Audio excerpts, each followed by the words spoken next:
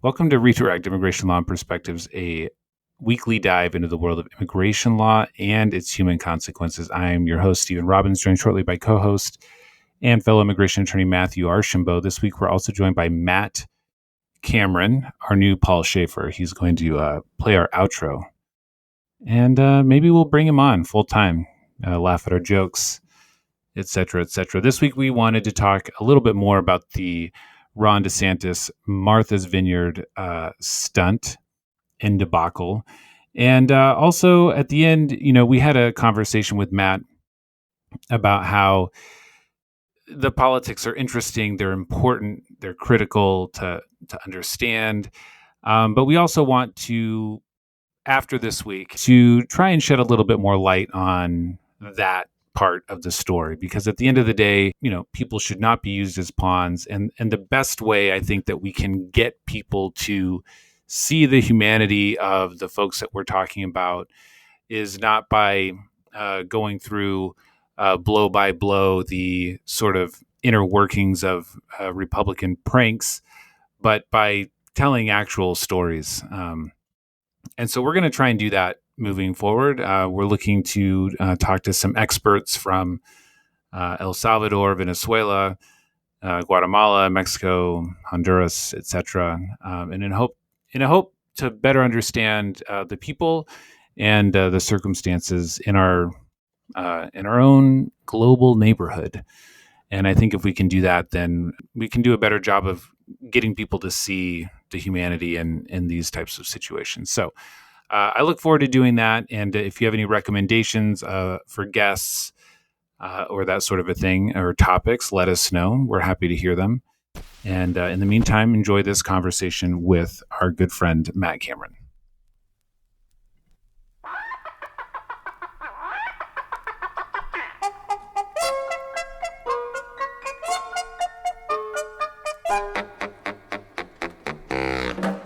Una gallina y un gallito, ella blanca y el negrito, bailan, bailan, cha, cha, cha, arrimadito.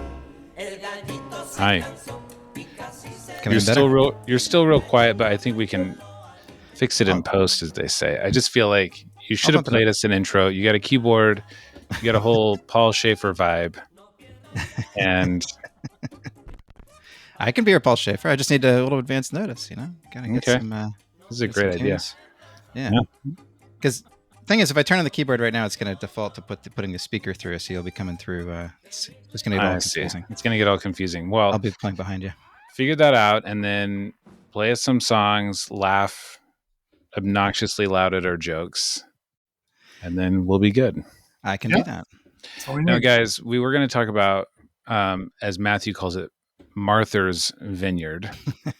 Yeah, what is Martha's? Because you said it like 4 times. Is this in Philadelphia? Did they turn an A to an ER? Is this a thing, or is it just like a? Well, in Boston, they don't say the R, so I'm compensating. That's like a Rhode Island accent, man. Martha's. I don't know. That's what they do, like that weird English thing. Okay, right? But we're still going to get to that. But breaking news: the Republicans have announced their commitment to America. This is their big plan. The thing is, the Democrats don't have a plan, okay, for America, and the Republicans do. They're committed to accountability in government and freedom, obviously. So part of this plan is border security and cops, of course, more cops. Just everyone is a cop now. That's called freedom, Stephen. Exactly. So I clicked through a very nice website, 4 bullet points for solving the southern border. We can skip all the DeSantis stuff. We don't have to talk about MPP. We don't have to talk about. So wait, you have a solution? There's a solution, and it's 4 bullet point list. Well, now, Stephen, I know I don't want to rush the producer, but can he have this show once we're done immediately released? Because this is important. It's very important. The people need to hear about it. But I thought maybe we could do a round of you two, game show style. Yeah. Here's where we drop the game show theme. And you guys try and guess what are the 4 bullet points here. Okay. Matt, you're the guest, so you go first. Oh, well, I mean, Trump did have his chance. I did never get his chance to electrify the fence and bring in the gators. So I think maybe some gators are in order. Okay, it's got to be in there. Got to have some gators. We're gonna count it. Checkpoint 1: fully fund effective border enforcement strategies, infrastructure. We're calling the gators infrastructure. They're effective too, no doubt. So.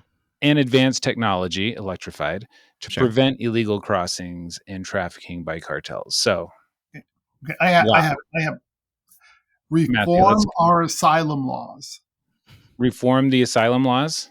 Yes. Are you guys fucking with me right now? The second point is end, catch, and release loopholes, because who doesn't love a good fishing metaphor when we're talking about people? And asylum, the biggest loophole of all. So yeah, asylum is the thing that says if you get caught and you're afraid to go back, you can apply for asylum. Well, that's the second point. Okay, so you guys you're really on fire. I'm wondering if you've been consulted for preparing this document. All right, back to Matt Cameron. Well, Trump was going to triple the size of ICE, so I think that we're going to do like neighborhood ICE, like street corner ICE. We're going to do like 10 times, 15 times. We're going to get little shops, coffee shops with ICE in them and everything. Mm-hmm. That's what I think. ICE everywhere. Okay. Well, sad trombone. No, not quite. The last 2, I'll just give them to you. Oh, I'll get it. Okay, we'll give them. This is the steal. Matthew, for the steal. Oh, what? So it's not. So we did border security. We did catch and release. Not more ICE. We strengthen. There's 2 more. Abolish the diversity. Diversify 50,000 visas. Yeah. Lottery. Diversity lottery. I think you mean diversary lottery. Let's see. No, it is require proof of legal status to get a job, also known as E-Verify. It exists, just not in certain sectors of the economy. So I guess we're going to start using E-Verify. I don't really know. That's literally all it says. It's not even a complete sentence. I don't know if they mean to deceive their base into thinking that doesn't exist, or if they mean that they're going to expand it into things like agriculture. And then the last one is eliminate welfare incentives, because of course people are coming here for all the wonderful benefits that they don't qualify for. That's the last part of their immigration plan? It's welfare? Well, yeah. You have, well, it's their plan to regain control of the southern border. So you guys basically were batting 500. Wow. All right. That's good. Pretty good. Yeah. Yeah. Consider. Yeah. If it were baseball, that's Hall of Fame shit. So my question for the last couple of weeks, as I keep hearing about this border crisis, is what is Biden actually doing? This is the question I've been putting to everybody. What is he actually doing different than George W. Bush? I've been challenging anybody who tells me that Biden has an open border, because I know you guys were talking about this last week with Terry Levy about your dad's ideas about what's going on, and he has lots of reasons to have those ideas, because we keep hearing this line over and over again, right? That Biden's opened the border is border crisis, and I haven't yet had anybody tell me what policy is different. And Desantis was up there again yesterday. Are you referencing the socialist lib George W. Bush? Is that what you're bringing to this knife fight? That is my reference point for true conservatism. Yes. Yeah. Part of his family was a Mexican. You've seen the videos of gates being opened by ranchers and border patrol, and so that's literally just an open border. once the little thing gets opened. I don't know. I mean, yeah, it's people won't be able to tell you, but it's starting to feel, and maybe politics has always been this way, but it's starting to feel very dogmatic. It's very sort of, there's a level of religiosity to it that maybe didn't exist before. And actually, so yesterday I called my local talk radio, and sorry about this little aside, but I asked them what they thought about Trump Trump's interview the night before saying that he could declassify using presidential mind powers. And they hadn't heard the interview, but the very next caller was indignant and said that, of course, Trump didn't say that, and how absurd. And I should call into the View where my position would be more welcome or something like that. And it reminded me of being at BYU, where I remember telling a roommate of mine that Joseph Smith had married teenage girls. And just reflexively, that's absurd. Of course, that would never happen. And how dare you say these things about our big, important prophet?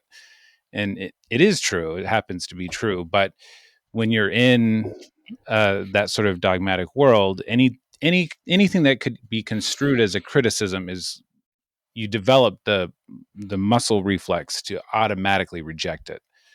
And that's definitely what's happened with Trumpism and the Republican Party. So you can tell them like the border is not open, and it just doesn't matter.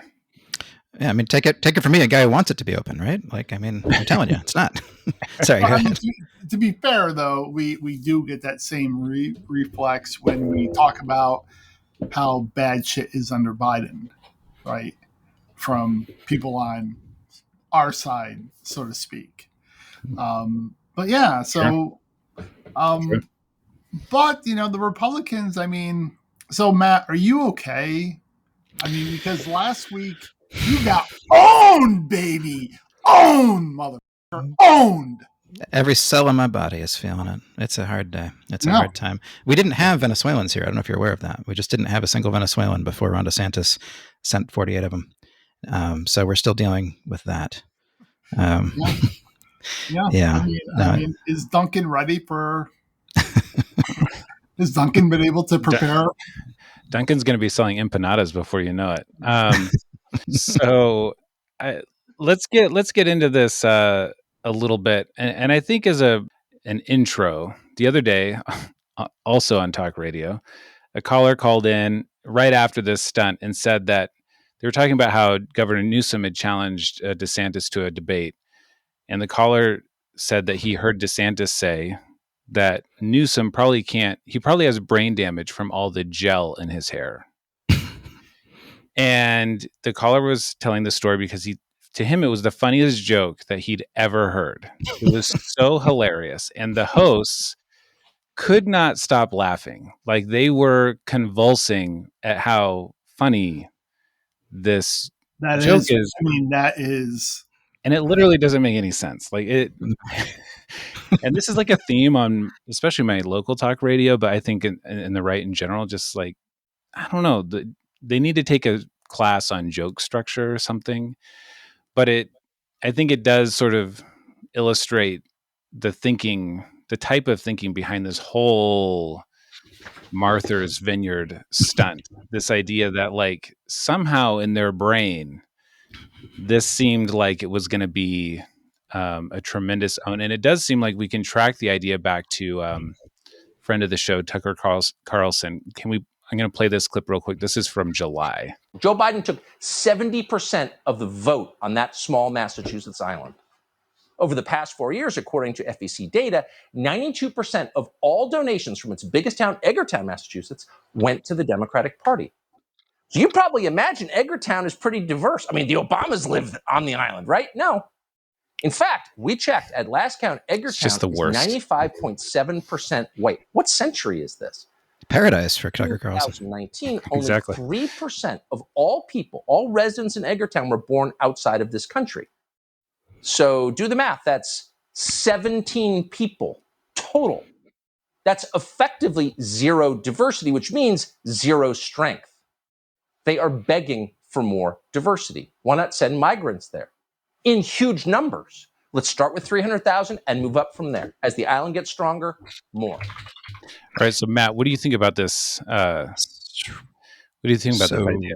Pretty great idea. Tucker Carlson's just never been to Massachusetts, I guess, because we got a lot of white people here. We're kind of famous for it. I mean, we're trying to do better, but like, it's not really an own to say that Martha's Vineyard is 95% white. I think everybody understands that. But just generally speaking, though, we have to remember that what's this guy's middle name? I just looked it up. Ronald I don't know, Mario Desantis or something. He didn't send all these people up here at $12,000 a head for me not to get mad, right? So I'd better be mad. And that's what I've been told for all this time, for the last 2 weeks, is that I'm definitely mad. I must be mad because that's why he did it. And So, owned, yeah, absolutely owned. Yes, I'm mad because I'm owned, obviously, right? And the New York Post had its headline ready to go about how they weren't being welcomed or whatever. Like they're just going to tell just the same way that we heard throughout the 2020 campaign that Joseph Robinette Biden is a radical socialist, right? It's that kind of thing. I mean, nobody actually thinks he's well, maybe some of them do. I don't know, but none of us think that. And it's just they got to have their narratives, and they have to have spent all this money for a reason. And that they didn't want the story to be that these people landed, got food and shelter. Every one of them has a lawyer now, thanks to Susan Church and Rachel Self on the ground. And every one of them is taken care of and is on their way. And that's not the story. What they wanted was, panic. They wanted Massachusetts to lose its mind over this. But I don't think people understand that this is a very, well, maybe I hope they understand. We actually are a very immigrant welcoming state. And we have been for quite a while. And we also, right now, have more people leaving Massachusetts than coming here. And maybe that's an own in itself, but that's a different thing. So we do actually have and we've got really low unemployment, and we need the help. So I welcome Venezuelans as neighbors. They can send 5,000 more tomorrow, and we're ready for that, and it's fine. But but you're right. It doesn't matter what happened, right? The response. Sure. Because that's what I heard on Laura Ingraham and all these oh, they're freaking out. Oh, they're all freaking out. Like no one, yeah. I mean, people, the freak out was, the fuck is wrong with you people? Like they're humans. That was the freak out. Right. The whole fact that they're there. No, I mean, just in the sense that watching a toddler do something stupid, right? It's just don't do that. It's annoying. Right. But if you think you're trying to make some kind of point or, whatever, it's just, I don't know. We're not, these are children, and it's embarrassing for him. Right. I mean, couldn't a similar point have been made if he called up the mayor of Martha's Vineyard and said, hey, I have 5,000 immigrants here and I'm going to send them to you. And you know what? They wouldn't take them, something I mean, but give them a month and they would though. I'm sure they would. Yeah, I know. But so that's the flip side. It's just, I don't know. This guy DeSantis, does he scare you more than Trump? Well, I was going to say in talking about this, and I want to get into the details of what happened. But on the one hand, this feels sort of a little tabloidy in some ways. In the end, nobody was physically harmed. And compared to a lot of the stuff that we're used to dealing with on a daily basis, where there's, persecution and these sorts of things, it feels kind of small bore. But on the other hand, this is one of two people one of, let's say, four people out of both parties, more or less, who could be the president of the United States, the most powerful person in the world. And this is the type of politics that they've decided they're going to do. And so in that sense, it's actually a really big deal that, this is the kind of stuff that we're seeing. And so I'm hoping he's peaking early and he gets sort of, exposed. A lot of people thought Scott Walker was going to be the nominee in 2016. And he also peaked early, quite early. And I also just don't think that there's enough people to turn on Trump. Even DeSantis doesn't seem willing to really go after Trump yet. So not yet. But at the same time, he also set major fundraising records for himself over this, and in that sense, it worked, right? But I was thinking about it. It's I guess to get back to an angry child, because that's all he really is. It's like watching the angry kid throw his food across the room, and everybody kind of laughs at him, and then he does it again, right? Nobody's laughing anymore. It's just there's going to be a point. You saw what happened with the Jersey Delaware flights, right? Matthew, following that over in your area? Yeah, they were supposed to be coming, but they never came. And I think the lawsuit probably had something to do with it. Probably. But also he literally said he wanted to punk the media. He just wanted to have people watch him, right? And, again, you can only do that so many times before people get bored and go away. And which is what we should do. I mean, honestly, I'm glad we're talking about it now. We should be talking about the Martha's Vineyard thing. But I think that if he keeps doing this, that we should just treat it like a mass shooting and just leave him alone. Just not talk about him. Just talk about the people he's hurting. Right. That's where I'm at on it. So let's go into what we know so far. I don't know that we know all that much more than last week, but these were people who'd been processed and then approached by somebody that we don't know yet who it is, somebody called Perla. We have some ideas. Are there ideas? There are ideas. Maybe I don't know if I want to get myself sued saying, but someone's connected it pretty closely to DeSantis is a pretty prime culprit based on the description.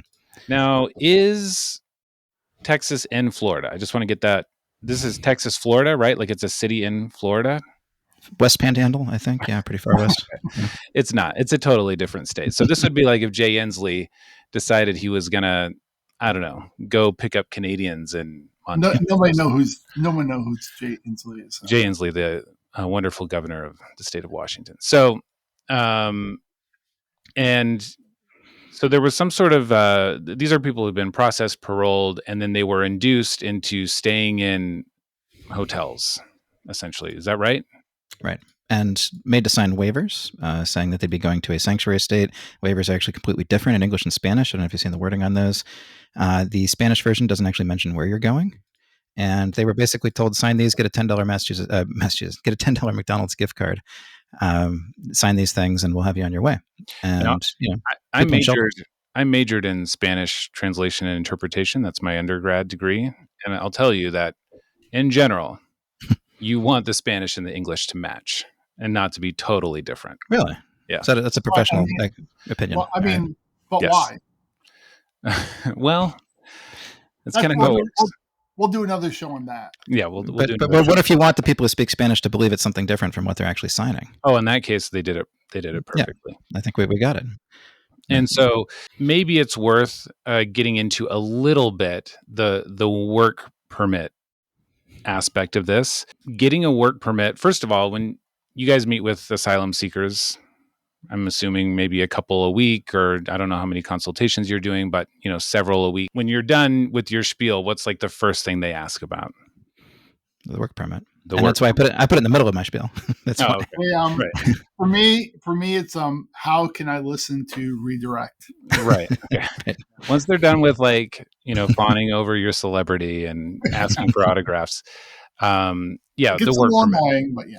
And it's normal. It makes sense because you're an attorney, you're charging a price, they're trying to feed their family, and they don't have a way to work legally. So, Matt, why don't you tell the listeners how easy it is for an asylum seeker to just get a work permit?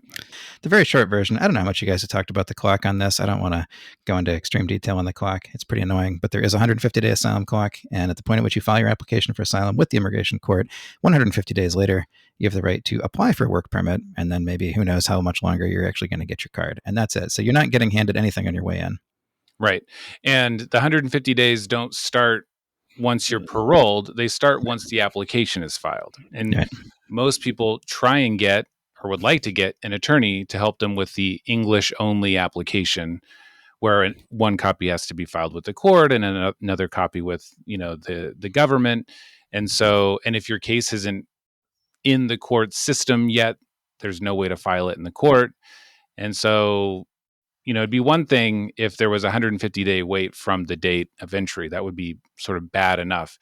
But in reality, most people aren't getting that application filed right out of the gate. It might take them 6 months. It might take them 10 months or longer.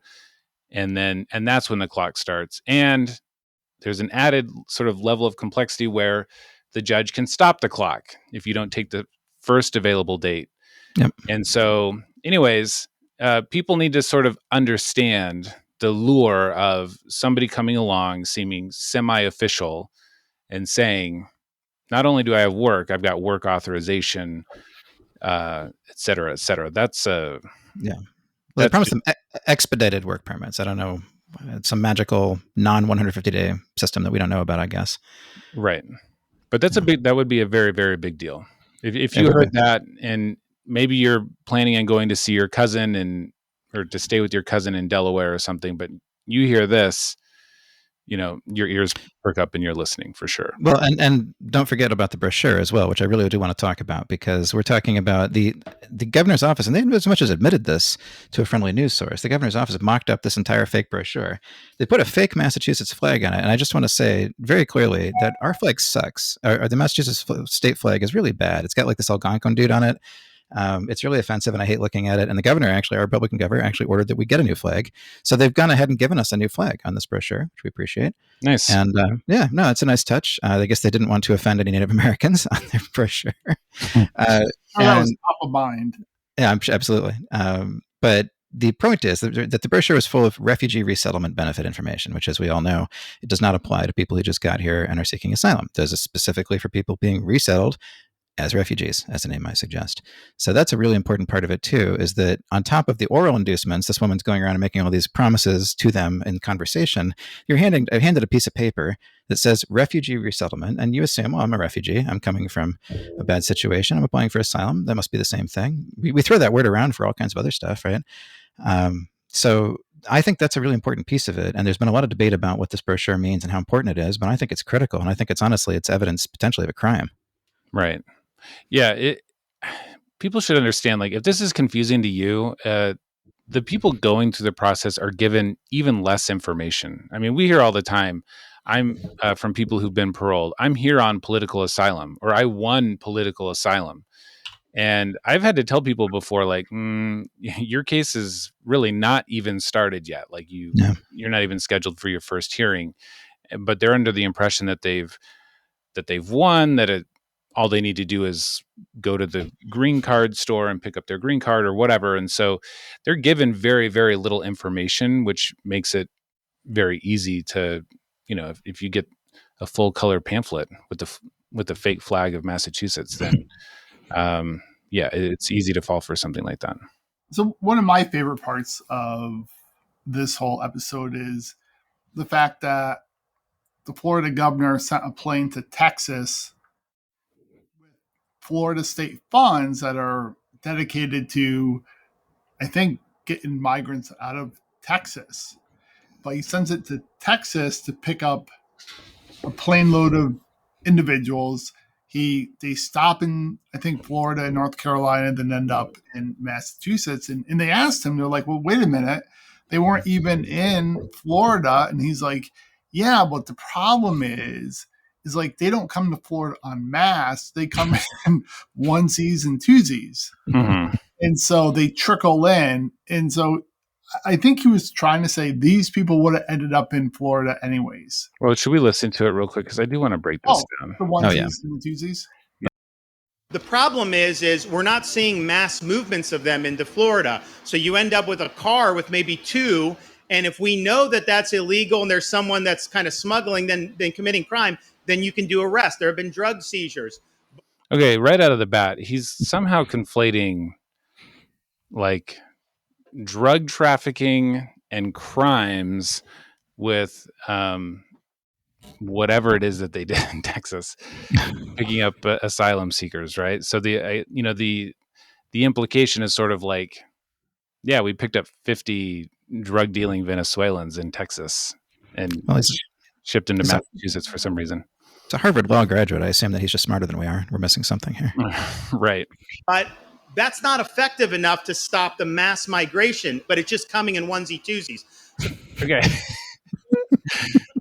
Now listen, we know that there's mass migration to Florida, so much, but it's happening in onesie twosies. And so that's a real conundrum you guys have to admit, right?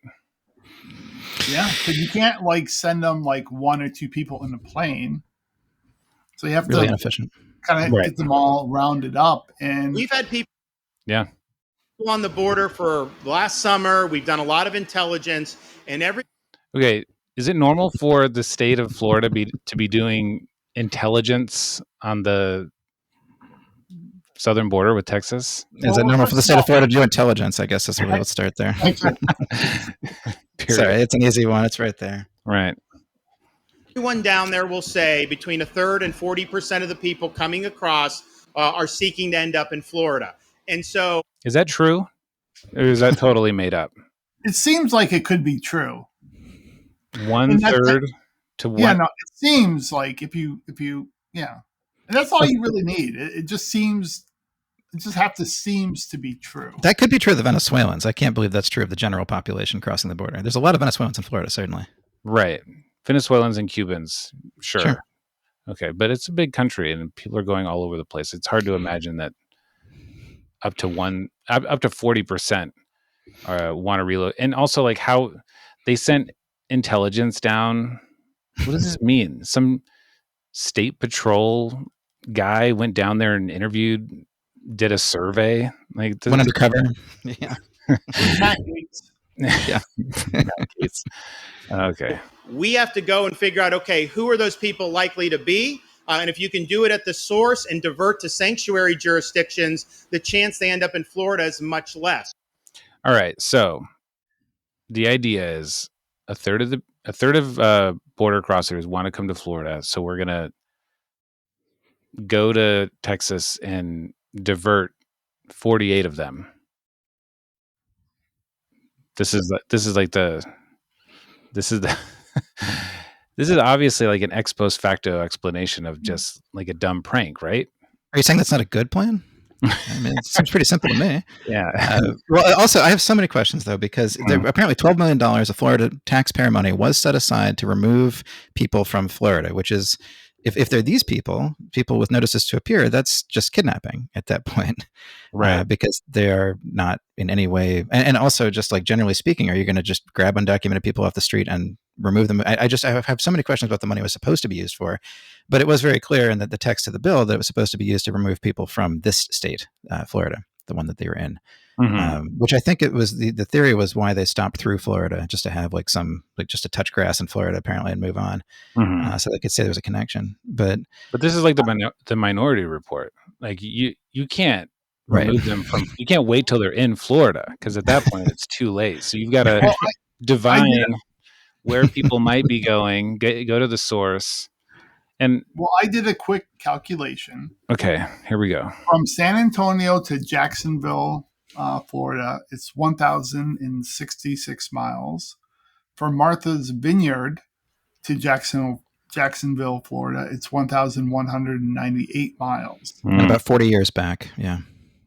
Yeah, I mean that's right. that's like 120 miles. That's like 2 hours of driving. So I think he's got a point. I mean, I think, yeah. I don't think people will drive that extra 2 hours. Yeah. So, and with traffic, sure. Yeah. Yeah. So these aren't people that they're not the drug dealers that he started out comparing them to, who would be. You don't know that, Stephen, do you? Who would be subject to? I mean, they probably came with some fentanyl, if we're being honest, but who will be sent to prison, and you can control their lives essentially. And you can send them to Martha's Vineyard, and then they can just get on another bus.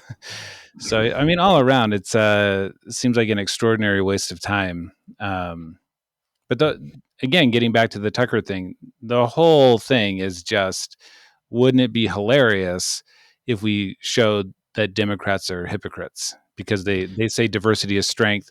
Well, and we all know that immigrants are terrible. So wouldn't it be hilarious if we prove them to be hypocrites by sending them immigrants?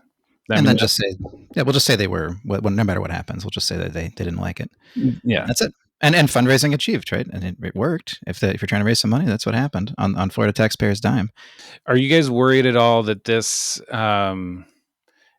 we've already seen the buses have been happening pretty much all summer. I don't remember when that started exactly, but buses to DC, New York, Chicago, and then Desantis canceled some flights at the last minute, and not just canceled the flights, but left the people who'd been promised all these things, sort of, stranded them in these San Antonio, I guess, hotel rooms. Where is this going? Or do you think that the reaction has been strong enough and definitive enough that they'll stop? No, they'll someone else will find like something else to do, I'm sure there's there's a governor somewhere or a sheriff somewhere that will, try to like up DeSantis. And I think DeSantis will maybe start getting criticism from the right saying, kind of pussied out, didn't you? and then he'll have to, like, because it's all about being in the schoolyard, right? So someone's going to be like, "Oh, I thought you were tough. You thought you were tough, and look, they punked you," and then he's going to have to do something else. So I'm sure it will be something horrible and dumb, and hopefully no one gets truly hurt. And I'm sure it probably was a little traumatic for these people. Um, and I know that they were well taken care of. Um, but they're being sent to like places like New York and DC, and they just without any advance notice, and that's a big thing. And some people don't have resources. They're going there expecting them to have resources, and they're not. And I think people can be harmed in that way. And that's why if they coordinated with these governors and mayors, it could be a positive thing. Let's move them across the country. I don't care. Move them to New Jersey, Philadelphia, Yakima. I'm sure they would be. I'm sure they would be just fine if there was some kind of coordination. But I just fear that they're gonna, try to, okay, what's another place we can send them to, and they're not going to be safe there, or something terrible is going to go. But they're going to try something else. Like increasingly weird forms of transportation, like a dirigible or a rickshaw. Just put people on, just to get weirder and weirder with it. But I do want to add, there's that New York Times story a while back. I think about this almost every day, and I'm sure once I tell you this, if you're not familiar with it, you will too in your practice. This woman was being interviewed who was very disappointed in Trump, and she said at the very end of the story this quote that just burned in my brain, that he's not hurting the people he's supposed to hurt. I think about that a lot, and that's what they're electing. That's what Ron DeSantis is doing. He's showing these people that I will hurt the people that you want me to hurt. Here's how I'll do it. And that's very concerning. It's scary to me. I mean, obviously, there's all kinds of other fascist tendencies going on here, but that is one of obviously the sort of precursors to fascism, is this obsession with controlling our borders, with the enemies among us, and this idea that we want to make sure that we elect people not to make our lives better, or not they're going to promise something that's going to move us forward, but people who are going to troll and prank and punk people who care. Mm-hmm. I think about dinner tables, like sitting around, dads laughing about this, and kids growing up thinking this is funny, that this is like a funny thing that happened. It's really concerning to me. I don't know. Not to be a hypocritical lib, I guess, or whatever they're calling us in the Federalist, but I don't like it. Yeah. I will say, I guess if we're going to take a step back and not make this about sort of the gamesmanship of partisan politics, Matthew and I did a ton of shows in the inception of this show about family detention. Mm-hmm. We had a Democratic president who, for 8 years, was perfectly happy to take families like this and not send them to Martha's Vineyard as a prank, but to put them in jail with their kids in kid jails. That's worse, and we've had it under both administrations, both parties. It's hard to say. Also, just remember there. I mean, Hillary Clinton was famously saying, you have to send them back. You have to deter that. We have to send them back so they realize they can't come. Mm-hmm. And in deterrent, and this is it's just another way of deterrence, right? And deterrence has never worked. And it would be nice if, and I don't think it's going to be Republicans, but if one of the parties finally said, you know what, let's stop the deterrence thing. Let's try something different. I don't see that happening. And that's what the dedicated docket is about too, right? Is just speeding people along as quickly as possible, making sure they get to go home and say, we didn't get a work permit and we got to stay for 6 months or whatever they think it's going to be. And they got the due process. So. Yeah, they got the due process. They saw a judge. Yes. Right. Yeah. So it's a balancing thing. I don't think you can walk away and just say both sides, nothing matters, do nothing about it. There are real fasci tendencies, like you said, coming out from the right. I mean, I think I had my first sort of fasci red flags pop up when Trump was talking about beating up protesters at his rallies. And there have been just a ton of those since. And yeah, kids are growing up, like you say, seeing these kinds of stories. And so I do think the attention it's gotten has been appropriate, because if this had gone sort of under the radar, like the busing to New York and DC, there'd be a real tendency to escalate this stuff. So and normalize, yeah. Because it actually, as you were talking about, it got me thinking about, right now, I think candidates understand that you can't actually brag about separating families, but give it 4 to 8 years, right? And maybe, this kind of stuff keeps going. We keep treating people this way, and they'll be able to talk about what a great policy that was. Time to bring it back. I'll double down on what Trump was doing. I can see that happening in our lifetimes very quickly here. Right. That something that everybody agreed at the time was horrible, or at least was supposed to agree. Eventually, I don't know. All right. Well, listen, guys, it was a good chat. Thanks for coming on. Sure. And I can. You want to play us out? Just had that in my head. What's that? I don't know. Adele? Players gonna play. The haters gonna hate. Baby, I'm just gonna shake it off. Yes. Yeah, she's from Pennsylvania. She's from where Burke's